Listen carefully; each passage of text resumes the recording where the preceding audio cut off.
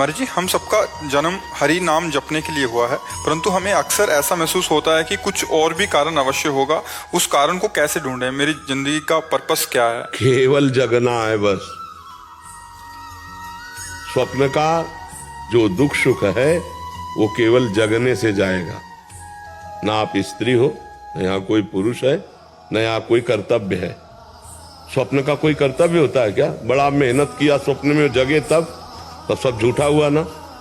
स्वप्न में आपने 100 लोगों को भोजन पवाया और 100 लोगों को जान से मार दिया। जो जगने के बाद आपको क्या पुण्य लगेगा कि पाप लगेगा? है कुछ नहीं लगे। क्यों? किया तो था स्वप्न में, भंडारा किया, स्वप्न में मारा, तो क्या उस समय क्या झूठा लग रहा था? स्वप्न में नहीं लग रहा था ना। जग गए तब लगा ना। तो उमा काहूं मैं अनुभव अपना, सत हरि भजन जगत सब सपना।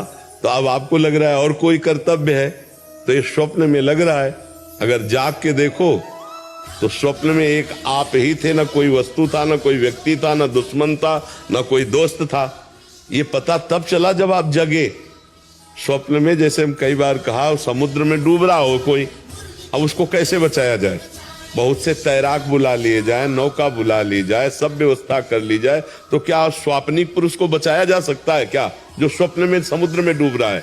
कुछ उपाय नहीं करेगा। उपाय एक करेगा, उसको पकड़ के जगा दो। ना एक बूंद पानी है, ना वो डूब रहा है, ना कोई परेशानी है। समझ रहे ना? लेकिन उस समय उसको परेशानी है जब डूब रहा है। जब बिना जगे उसको ये दुख से दूर नहीं किया जा सकता। ऐसे ही हम लोग अपने को स्त्री मान लिए, पुरुष मान लिए, ये स्वप्न है। अब हमारा कर्तव्य बन गया कि पति की सेवा, पत्नी की सेवा, पुत्र की सेवा, सब। अब ये पूरा स्वप्न चल रहा है।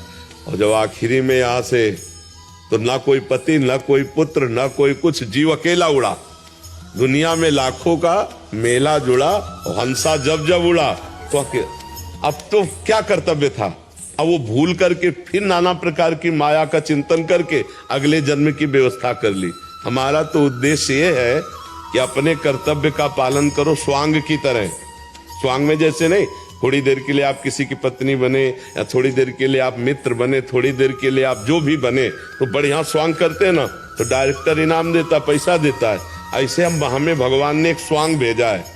मान लो हमें गुरु का स्वांग दिया, किसी को शिष्य का स्वांग दिया, किसी को प्रश्नकर्ता का, किसी को उत्तर देने का स्वांग, बहुत से स्वांग है। तो अपने स्वांग को अच्छी तरह निभाओ, लेकिन स्वांग को स्वांग रहने दो, नाटक को नाटक रहने दो, रोल को रोल रहने दो। अगर आप जो 1 घंटा किसी की पत्नी बनी स्वांग में, और इसके पीछे, तो आप उससे कहोगे मर्यादा में रहना। ऐसे ही ये 60, 70 वर्ष, 50 वर्ष का स्वांग मिला है, पिता का, पुत्र का, पत्नी का, माता का, अलग अलग। हमको इस स्वांग में कमी नहीं रहने देना। जो स्वांग है उसको यथावत करना है, पर यह ध्यान रखना है, स्वांग करने वाले को याद रहता है कि मैं ये सब कुछ नहीं हूं, मैं कुछ और हूं, केवल थोड़ी देर मंच पर मैं कर रहा हूं। तो जगत नाटक वैभवा, इस संसार रूपी मंच में हमें जो स्वांग मिला है वो हम करें, पर हम ये याद रखें कि मैं स्वांग नहीं हूं, मैं सत्य सच्चिदानंद का स्वरूप हूं, न स्त्री हूं न पुरुष हूं। पर अब ये बिना जाने अगर स्वांग में फंस गए तो अगला स्वांग तैयार है।